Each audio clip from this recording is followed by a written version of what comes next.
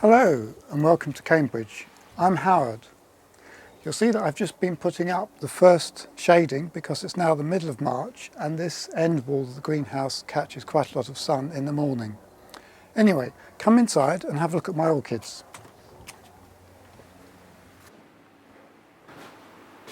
Well, this is where I grow our orchids. You can see that it's a lean-to greenhouse on the side of our house. Now this faces roughly northeast, and the big advantage of that is that in the summer it's quite easy to keep the greenhouse cool.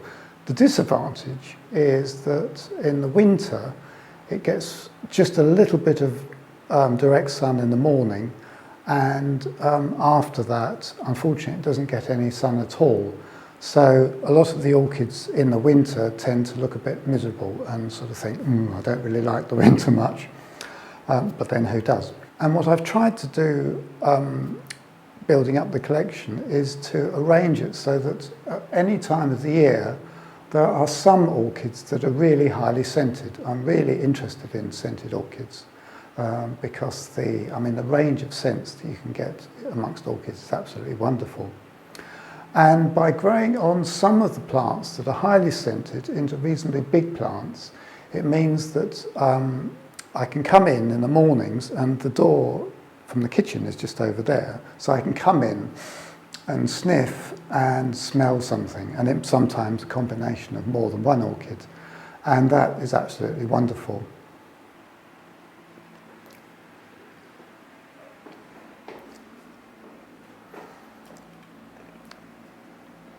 The relatively cool, shady conditions that I've got in here suit Sologenics very well. I've got about 10 different species and varieties. This is Sologenics albolutea. It's quite strongly scented. I'm not sure that most people would describe it as really delicious scent, but it's quite interesting. And it varies a little bit during the day. I must say I like the scent. And it's quite a vigorous plant, but not too big. And it has these very graceful, delicately coloured flowers. Flowers every year for me, quite freely. What is quite interesting is that you can see that the older leaves at the top of the plant here are really quite discoloured and yellow. And it took me a long while to work out that I was giving it far too much light. The leaves are quite sort of thick and leathery, so I wrongly assumed that it needed quite a good level of light. But I spoke to a very experienced grower eventually, and he said that having seen them growing extensively in the wild, they tend to grow really quite low down on around the base of trees.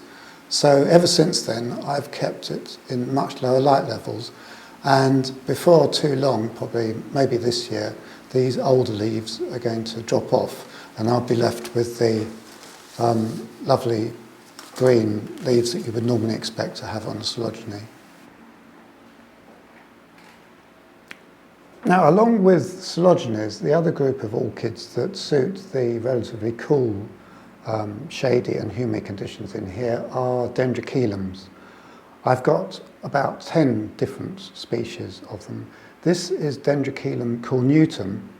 It has, again, a bit like the Sologeny.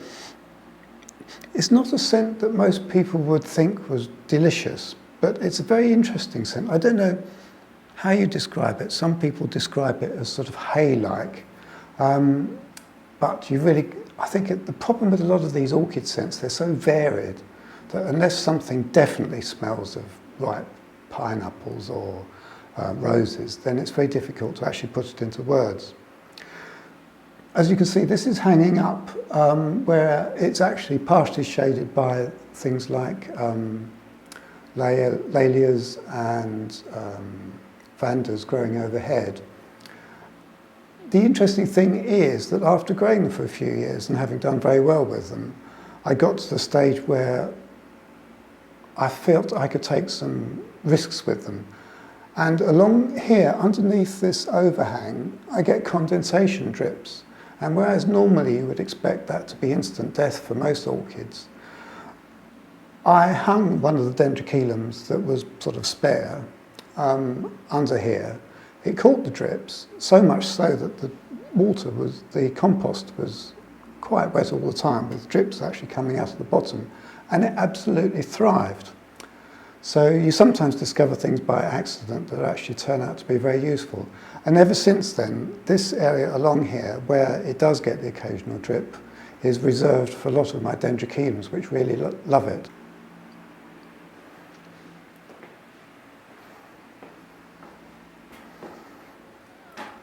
I think the Dendrochilums with these long, beautiful, graceful flowers that hang perfectly vertically down in neat little rows are some of the most elegant orchids that you can get.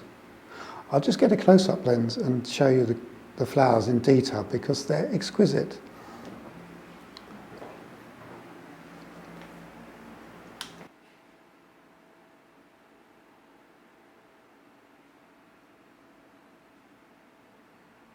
Over here on the window ledge I have two forms of Sologenics crostata.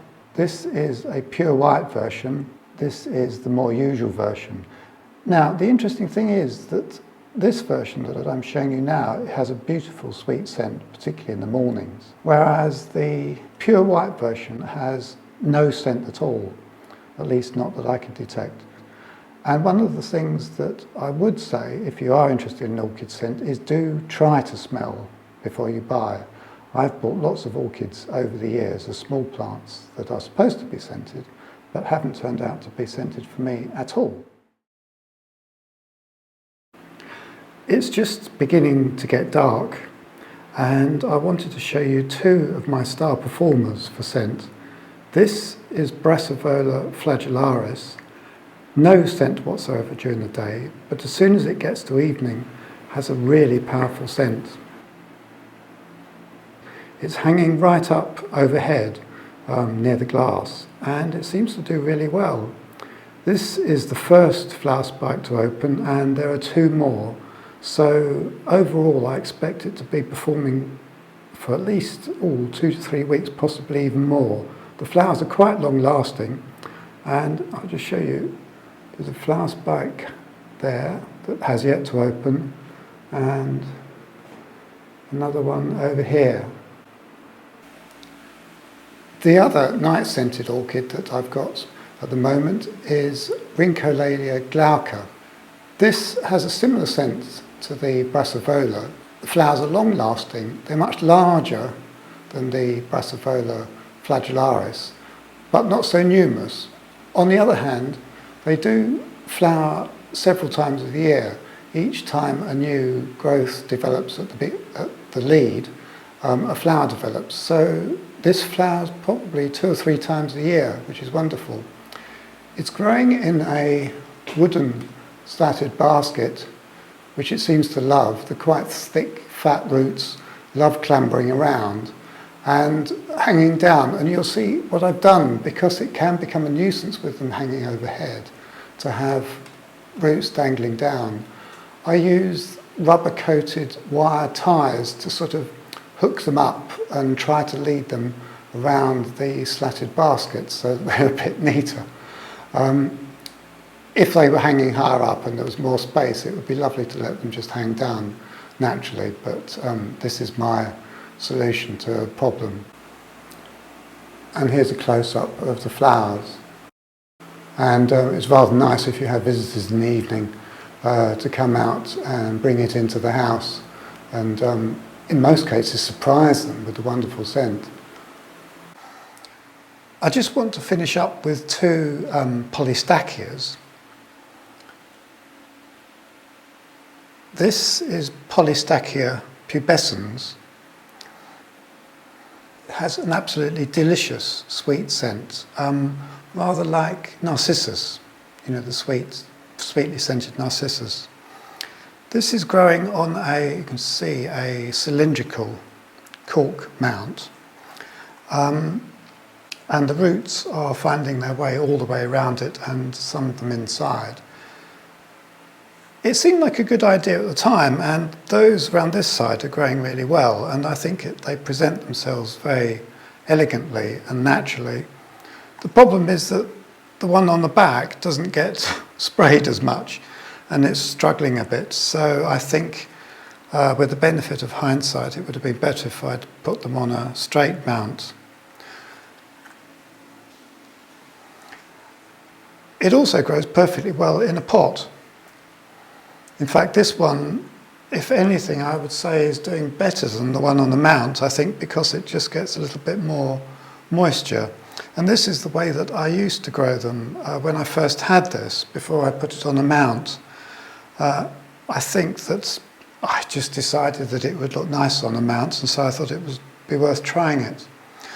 But if you have the chance to get hold of this, Polystachia pubescens, it is a really delightfully scented little miniature orchid. Very easy to look after, likes it cool and moist, and the flowers last 3 or 4 weeks. Very pretty indeed. And I'll just show you one more Polystachia that has just started to open.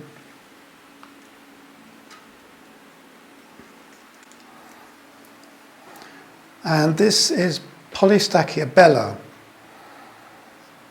And this also has a delightful scent. It's a bit like pubescens, but combined with more of a citrusy scent. The difficult thing about growing this is that it is one of those that climbs up very strongly. I saw one at an orchid show once that was on a moss pole, and the person who grew it had grown it up one moss pole, and then it had carried on climbing up even higher, and he'd attached another moss pole to it, so the entire thing was about 3 or 4 feet in height, covered with flowers. It was really impressive. So I did the same sort of thing. This is on a sort of strip of cork, and I've attached it, screwed it to the base of a tall pot. It wouldn't stand up, so I have it hanging up. And the interesting thing about this is that I think sometimes it's quite useful to have more than one strain of a particular orchid. There's differences in scent, differences in habit and how well they grow. So at an orchid show 2 or 3 years ago, they were selling small, I suppose, 1 year out of flask plants for not very much money at all. So I bought another one. And this one I had in a pot, a bit like the Polystachia pubescens, and it struggled. It really didn't do very well. Meanwhile, this one that was on the mount was growing magnificently. So what I've done is I've mounted the little one that was languishing down the bottom here on the same mount, and it is now just beginning to really get going. You can see the new growth is getting to quite a size, and if I look carefully I can see some lovely new root growth down there. So this, again, if you like orchid scent, Polystachia bella is a really good orchid to go for.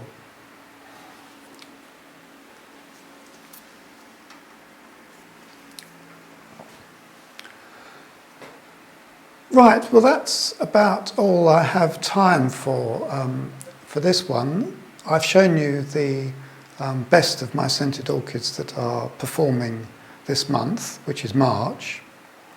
I hope to do another video next month. And this is my first video that I've ever done for YouTube. I spend a lot of time on YouTube watching other people's videos about growing orchids. It's a simply wonderful hobby. It's rewarding, it's fascinating, but sometimes challenging, and it's always useful to see what other people are doing to pick up ideas and tips on how you can do better. So that's really why I thought I'd make this video. I hope you found it interesting. Maybe you've picked up something useful, and if you have, do click the like button, and I hope to see you again.